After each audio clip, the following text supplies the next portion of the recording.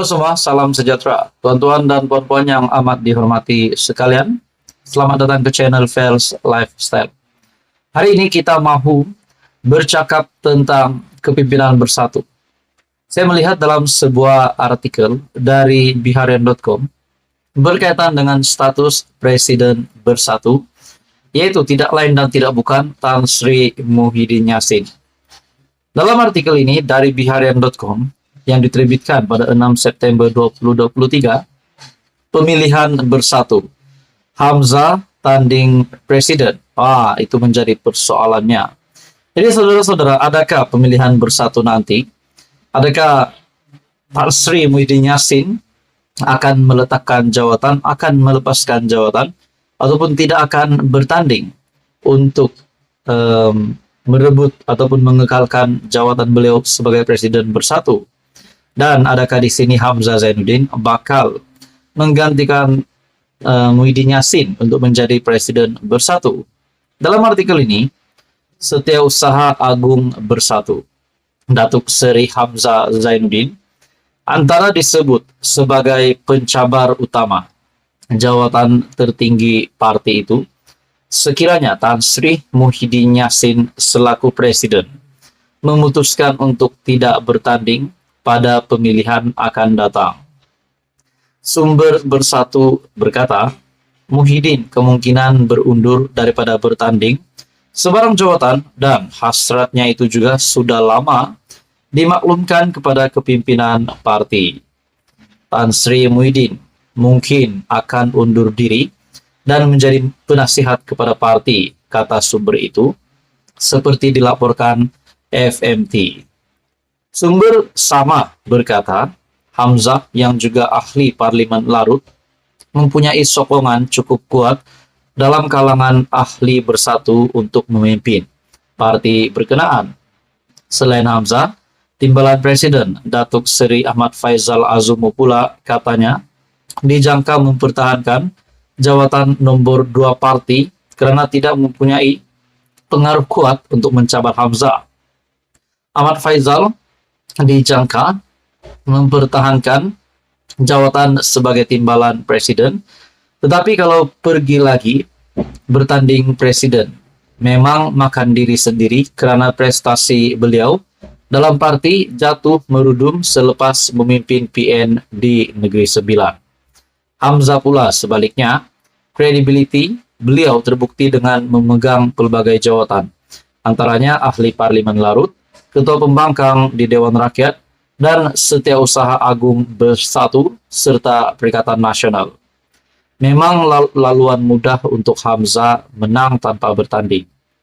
Pada Mei yang lalu, pemilihan Majelis Pimpinan Tertinggi, MPT dan Bahagian Bersatu ditangguhkan sehingga 18 bulan lagi bagi memberi ruang untuk menghadapi PRN. Bagaimanapun, penangguhan itu tidak termasuk pemilihan peringkat cawangan.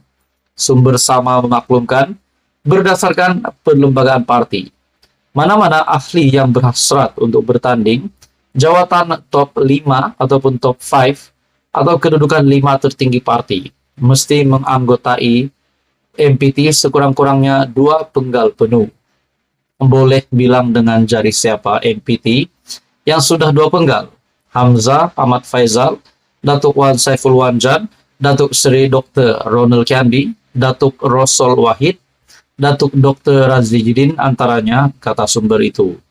Ditanya mengenai Datuk Seri Muhammad Azmin Ali. Ini yang kita mau dengar. Dalam artikel ini, sumber itu berkata, bekas Menteri Besar Selangor itu tidak layak untuk bertanding karena hanya dilantik ke jawatan MPT dan bukannya melalui pemilihan parti. Namun, katanya, keadaan itu boleh berubah sekiranya perlembagaan parti dipindah untuk membolehkan mana-mana ahli bersatu bertanding jawatan lebih tinggi. Nah, sekian saja artikel dari biharian.com. Pemilihan bersatu, Hamzah tanding presiden, ataupun mungkin siapakah juga pemimpin dari bersatu yang bakal menggantikan jawatan Tan Sri Muhyiddin Yassin. Adakah Azmin Ali, adakah Peja, ataupun mungkin Datuk Wan Saiful Wanjan. Jadi saudara-saudara, sekian saja, teruskan bersama di dalam channel ini. Halo semua tuan-tuan dan puan-puan, yang amat dihormati sekalian, seringkali kita mendengar rasuah, dan seringkali juga kita mendengar tangkapan. Kita juga mendengar kabar tangkapan penahanan dari SPRM. Hari ini saudara-saudara disahkan. Saya boleh katakan ini mungkin pemimpin terkenal juga, di mana dalam sebuah artikel dari sinarharian.com, penguat kuasa ditahan, disyaki terima rasuah bulanan Rm 20.000. SPRM, Suruhanjaya Pencegahan Rasuah Malaysia, Kuala Lumpur, menahan seorang pegawai penguat kuasa kerana disyaki meminta dan menerima rasuah sebanyak Rm 20.000 secara bulanan. Nah, kita mendengar sekali lagi tentang rasuah.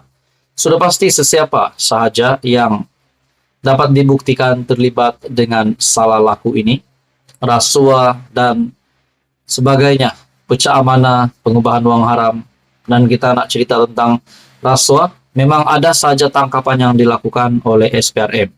Dan tidak mengenal siapapun tetap akan dikenakan tindakan undang-undang.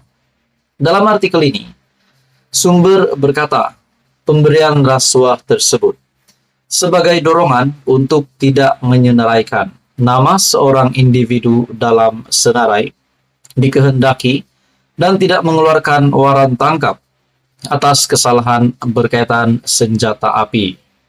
Katanya, suspek lelaki berusia lingkungan 50-an itu dipercayai ditahan jam 4 petang pada Selasa ketika hadir memberi keterangan di pejabat SPRM Kuala Lumpur.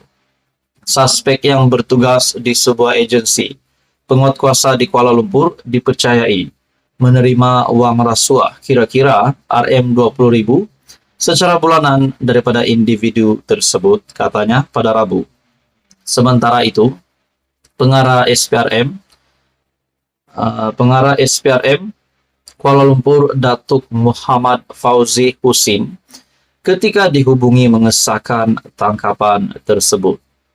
Beliau juga berkata, kes disiasat di bawah Seksyen 17 dalam kurungan E Akta SPRM 2009. Bagaimanapun menurutnya, suspek telah dibebaskan dengan jaminan Rm 20.000 selepas pihak SPRM merekodkan keterangan daripadanya. Nah, bagi saya ini satu lagi tangkapan yang pasti mengejutkan ramai dan mungkin juga mengejutkan kepimpinan-kepimpinan politik di Malaysia, khususnya kepada mereka-mereka yang membenci rasuah. Ini satu artikel dari Sinar Harian. Penguat kuasa ditahan, disyaki terima rasuah bulanan Rm 20.000. Tonton dan puan, teruskan bersama di dalam channel ini untuk info yang seterusnya. Mohon bantu channel ini dengan menekan butang like, share, dan juga subscribe.